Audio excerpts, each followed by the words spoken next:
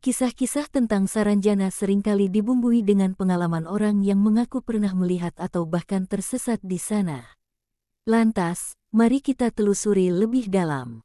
Kisah kota gaib Saranjana. Konon, penduduk Saranjana sering berinteraksi dengan dunia luar melalui perdagangan gaib. Mereka dikatakan membeli barang-barang kebutuhan dari pedagang manusia, namun pembayaran dilakukan dengan emas atau barang-barang berharga yang tiba-tiba muncul secara misterius. Orang tersesat. Banyak cerita tentang orang-orang yang tersesat di hutan atau laut dan kemudian menemukan diri mereka berada di Saranjana. Beberapa dari mereka kembali dengan selamat, membawa cerita tentang kemegahan kota tersebut, sementara yang lain menghilang tanpa jejak. Hingga saat ini, keberadaan Saranjana masih menjadi misteri. Tidak ada bukti ilmiah yang dapat membenarkan atau menyangkal keberadaannya. Cerita Mas Mansur, seorang narasumber, saat masih berumur 10 tahun, ia bermain petak umpet bersama 5 temannya. Ia bersembunyi di sebuah pohon ulin yang besar, namun nahas, Febri tidak bisa kembali. Ia seperti terhipnotis, tidak bisa melakukan banyak hal, hingga tertidur pulas. Saat terbangun, Febri sontak kaget karena tiba-tiba ia berada di sebuah alun-alun kota.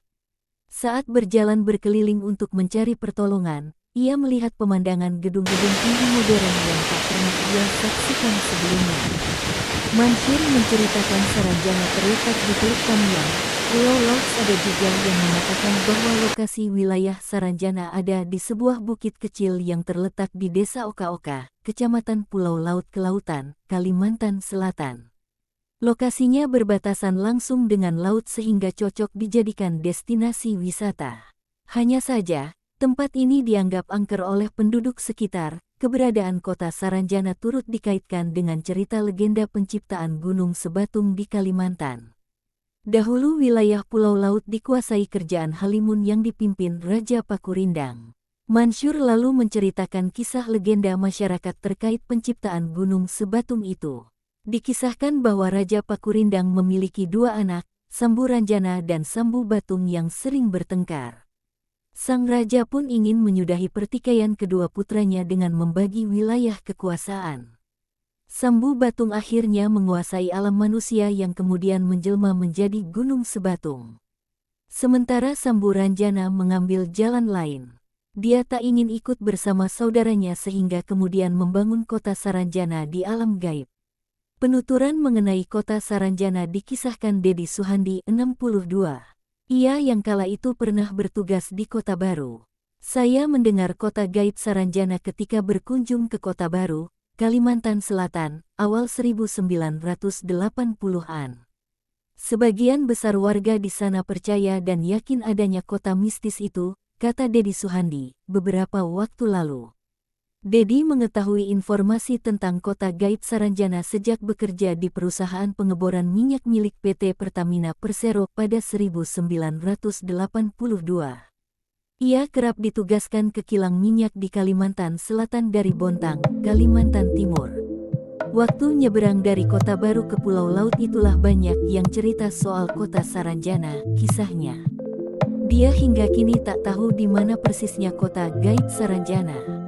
Menurut pengalamannya tinggal di sana, wilayah tersebut bukanlah kota besar, melainkan desa-desa yang dikelilingi hutan belantara.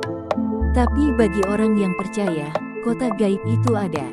Ada yang menggambarkan kota itu modern dan maju, mengalahkan kota di Singapura, ucapnya lagi.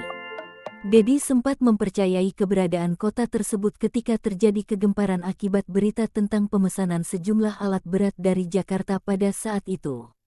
Pemesannya mengaku pengusaha asal Saranjana, yang langsung membayar uang tunai, yang nilainya sesuai dengan jumlah alat berat yang dipesan, seperti backhoe, ekskavator, dan bulldozer dibayar cash. Barang dikirim semua ke sana. Begitu sampai, Bupati Kota Baru bingung siapa dan di mana pemesannya. Cuma disebut dari Saranjana, ujar Dedi, semua terdiam.